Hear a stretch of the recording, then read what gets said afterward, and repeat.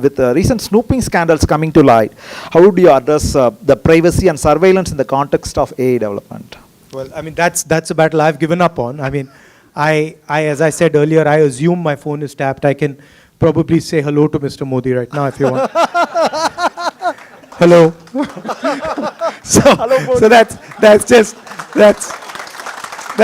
a battle I've given up.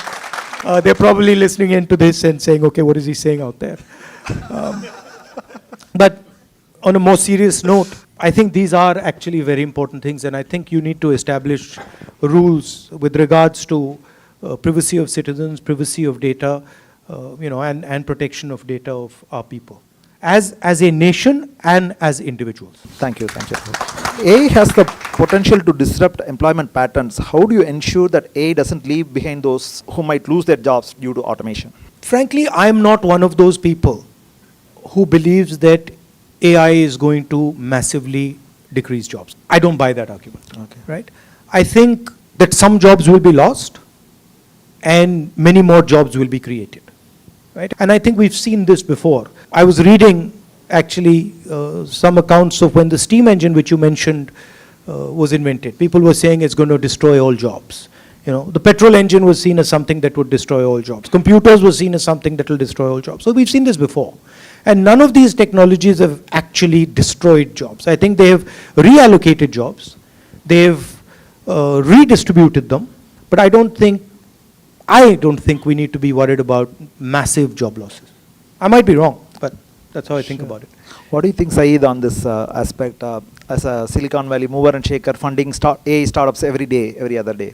I believe I agree with the comments said, but I don't think this AI is as new as everybody says. Like someone said on the panel, the chatbot has been here for 30 years. I think this is a little smarter chatbot. And I think it will improve productivity. I think it will improve, like let's say if you have a team of 10 people to do a startup, you could accomplish more with the 10 people. In the realm of AI ethics, how do you balance the need for innovation with the responsibility to prevent biases and discrimination? What do you think, Rahul? Human beings don't have a very good record of being ethical.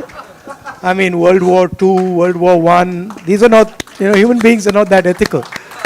But I think these are things that, as Sam said earlier, that we need to sit down, not just as individuals or nation states, but as the planet as a whole and discuss these things and try and understand the possible repercussions. I mean, these type of technologies have existed before. There is a precedent. It's not, AI is not, the first time a technology is dangerous. Nuclear weapons, for example, are an example that were very dangerous and were sort of managed reasonably effectively. So I'm sure that these questions can be tackled.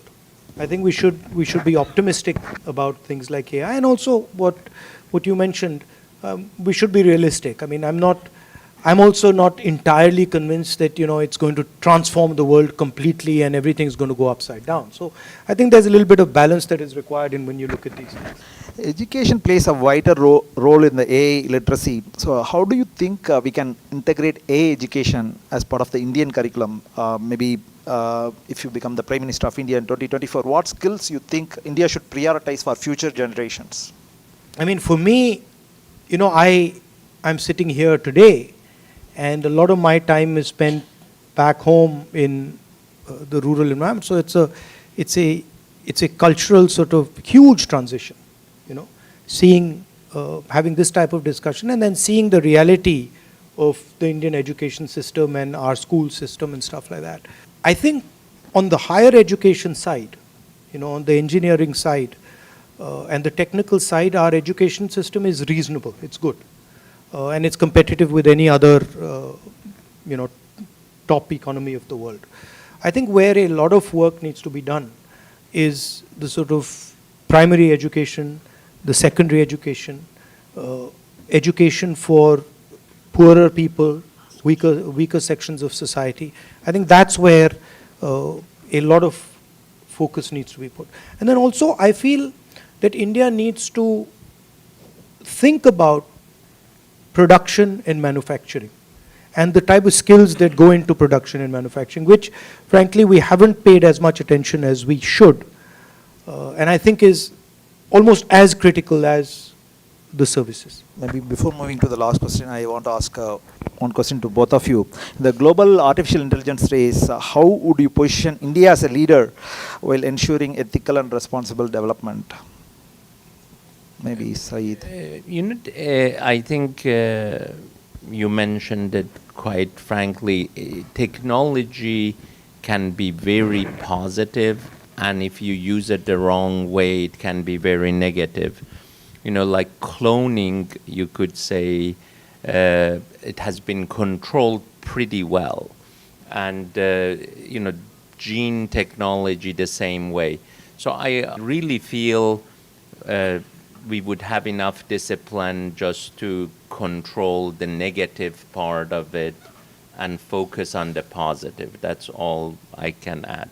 I think on the India and AI question, I think India and China have the largest data set on the planet. And I think any AI system is going to operate on that data.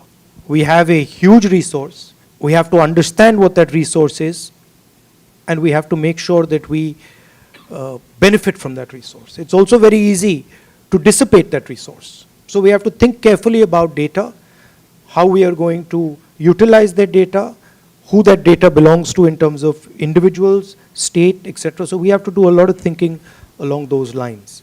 We need to make sure that we understand the repercussions of misusing or incorrect use of that data. Today, I don't think India as a country has quite understood the wealth of its own data.